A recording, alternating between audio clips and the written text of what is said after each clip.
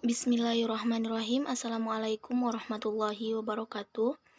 Baiklah, saya dari kelompok 9 akan mempresentasikan makalah kami yang berjudul Good Corporate Governance dan Manajemen Risiko, yang anggotanya yang pertama saya sendiri, Amelia Septiani, yang kedua Belina Yosila Putri, dan yang ketiga Fadila Agustina Putri.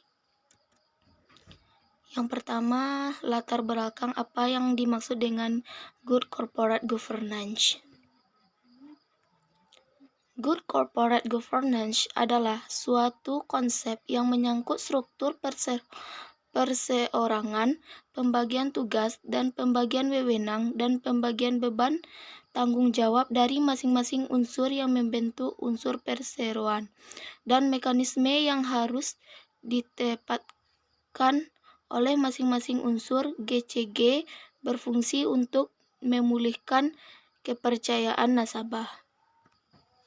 Sedangkan manajemen risiko merupakan salah satu elemen penting dalam menjalankan bisnis perusahaan karena semakin berkembangnya di dunia perusahaan serta meningkatkan kompleksitas aktivitas perusahaan mengakibatkan meningkatnya tingkat risiko yang dihadapi perusahaan.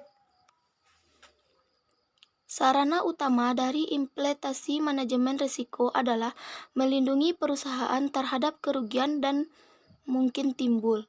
Lembaga perusahaan mengelola risiko dengan menyeimbangkan antara strategi bisnis dengan pengelolaan risiko sehingga perusahaan akan mendapatkan hasil optimal dari operasionalnya.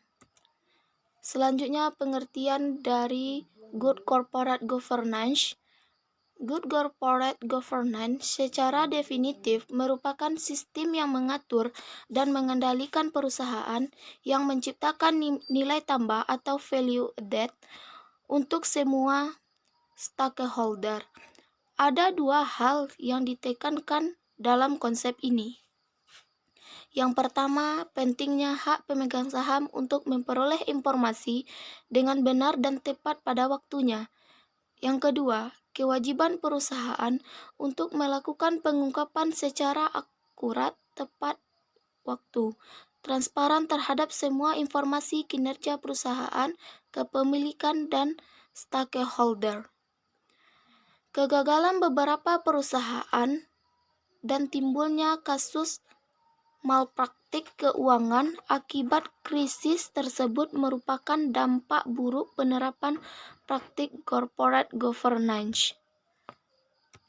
Selanjutnya, konsep Good Corporate Governance. Konsep GCG belakang ini makin mendapatkan perhatian masyarakat dikarenakan GCG memperjelas dan mempertegas mekanisme hubungan antara para pemangku kepentingan di dalam suatu organisasi yang mencakup. Yang pertama, hak-hak para pemegang saham dan perlindungannya. Yang kedua, peran para karyawan dan pihak-pihak yang berkepentingan atau stakeholder lainnya. Yang ketiga, pengungkapan yang akurat dan tepat waktu. Yang keempat, transparan terkait dengan struktur dan operasi perusahaan. Yang kelima, tanggung jawab dewan komisaris dan direksi terhadap perusahaan itu sendiri karena pemegang saham dan pihak lain yang berkepentingan. Selanjutnya, prinsip-prinsip Good Corporate Governance. Yang pertama, visi, yang kedua participation, yang ketiga equity, yang keempat profesional, yang kelima supervision, yang keenam effect atau event, yang ketujuh transparent, yang ke-8 accountability atau account, yang ke-9 finance, yang ke-10 honest, yang ke-11 responsibility. Selanjutnya, manfaat Good Corporate Governance. Yang pertama, berdasarkan survei yang telah dilakukan oleh McKinsey dan Company menunjukkan bahwa para investor institusional lebih menaruh kepercayaan terhadap perusahaan-perusahaan di Asia yang telah menerapkan GCG. Yang kedua, berdasarkan berbagai analisis ternyata ada indikasi keterkaitan antara terjadinya krisis finansial dan krisis berkepanjangan di Asia dengan lemahnya tata kelola perusahaan. Yang ketiga, internasionalisasi pasar adalah termasuk liberalisasi pasar finansial dan pasar modal menurut perusahaan untuk menerapkan GCG. Yang kedelapan, kalam GCG bukan obat mujarab untuk keluar dari krisis sistem ini. Dapat menjadi dasar bagi berkembangnya sistem nilai baru dan lebih sesuai dengan bisnis yang kini telah banyak berubah. Yang kelima, secara teoris, praktik GCG dapat meningkatkan nilai perusahaan. Selanjutnya, pengertian GCG menurut Mas Ahmad Dauri, jika perusahaan menerapkan mekanisme penerapan good corporate governance secara konsisten dan efektif, maka akan dapat memberikan manfaat antara lain. Yang pertama, mengurangi agensi cost, yaitu suatu biaya yang harus ditanggung oleh pemegang saham akibat mendelegasi wewenang kepada pihak manajemen. Yang kedua, mengurangi biaya modal. Yang ketiga, meningkatkan nilai saham perusahaan di mata publik dan jangka panjang. Yang keempat, menciptakan dukungan para stakeholder dalam lingkungan perusahaan terhadap keberadaan perusahaan dan berbagai strategi dan kebijakan yang ditempuh perusahaan. Baiklah, hanya itulah yang dapat saya sampaikan. Selanjutnya akan disampaikan oleh rekan saya, Belina Yusila Putri. Kepada Belina dipersilahkan. Poin yang kedua itu tentang manajemen risiko. Yang pertama, pengertian manajemen. Manajemen adalah suatu proses perencanaan, perorganisasian, pengarahan, pengawasan usaha-usaha para anggota organisasi dengan penggunaan sumber daya organisasi lainnya agar mencapai tujuan organisasi yang telah ditetapkan. Yang kedua, pengertian risiko. Risiko adalah kesempatan kerugian, biasanya dipergunakan untuk menunjukkan suatu keadaan di mana terdapat suatu keterbukaan terhadap kerugian atau suatu kemungkinan kerugian. Jadi, pengertian manajemen risiko adalah bagian integral dari proses manajemen yang berjalan dalam perusahaan atau lembaga suatu usaha untuk mengetahui, menganalisis, serta mengendalikan risiko dalam setiap kegiatan perusahaan dengan tujuan untuk memperoleh efektivitas dan efisiensi yang lebih tinggi. Selanjutnya, prinsip manajemen risiko. Terdapat 5 prinsip.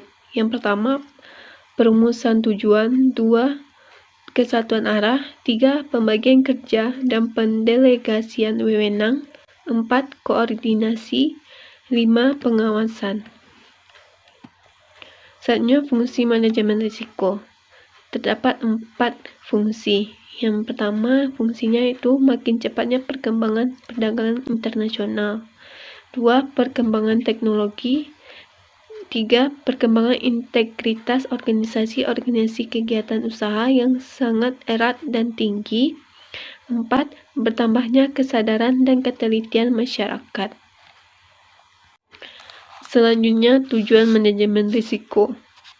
Secara umum, tujuan dari manajemen risiko adalah yang pertama, agar perusahaan tetap hidup dengan perkembangan dan berkesinambungan.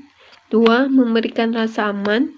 3, biaya risk manajemen yang efisien dan efektif. Yang terakhir, agar pendapatan perusahaan stabil dan wajar dan memberikan kepuasan dari pemilik dan pihak lain. Baiklah, saya Fadila Agustina Putri, NIM 1830404029. Baiklah, saya akan melanjutkan materinya yaitu tentang proses manajemen risiko. Yang pertama, identifikasi risiko perusahaan. Adapun metode yang dianjurkan untuk dipergunakan adalah sebagai berikut. Yang A, kuesioner analisis risiko. Yang B, metode laporan keuangan. Yang C, metode peta aliran. Yang D, metode inspeksi langsung di tempat. Yang E, mengadakan interaksi dengan pihak lain. Yang F, catatan statistik dari kerugian masa lalu. Yang G, analisis lingkungan. Yang kedua, mengukur risiko. Adapun dimensi yang harus diukur adalah frekuensi atau jumlah kerugian yang akan terjadi dan tingkat kerugian. Yang pertama, metode sensitivitas. Yang B, metode volatilitas. Yang C, risiko sisi bawah. Yang ketiga, pengendalian risiko. Adapun pengendalian risiko dapat dijalankan yaitu dengan yang pertama, menghindari risiko. Adanya beberapa karakteristik yang seharusnya diperhatikan dalam menghindari risiko antara lain. Yang pertama, kemungkinan untuk menghindari risiko tidak ada. Yang kedua, manfaat atau laba potensi yang akan diterima. Yang tiga, semakin sempit risiko yang dihadapi, maka semakin besar kemungkinan akan terciptanya risiko baru. Yang B, mengendalikan risiko atau kerugian yang dapat dilakukan dengan cara yaitu yang pertama, merendahkan kesempatan untuk terjadinya kerugian. Yang kedua, mengurangi keparahannya jika kerugian itu memang terjadi. Kedua tindakan itu dapat diklasifikasikan menjadi beberapa tingkat. Yang pertama, tindakan kerugian atau pencegahan kerugian. Yang B, menurut sebab kejadian yang akan dikontrol. Yang C, menurut lokasi kondisi-kondisi yang akan dikontrol. Yang C, pemisahan. Yang D, pooling atau kombinasi. Yang D, pemindahan risiko. Pemindahan risiko dapat dilakukan dengan cara sebagai berikut. Yang pertama, harta milik atau kerugian yang menghadapi risiko dipindahkan kepada pihak lain. Yang kedua, mengalihkan risiko. Yang ketiga, suatu risk financing dapat menciptakan suatu loss exposure untuk transfer pembatalan terjadinya oleh transfer. Baiklah, itu yang dapat saya sampaikan. Saya ucapkan terima kasih. Assalamualaikum warahmatullahi wabarakatuh.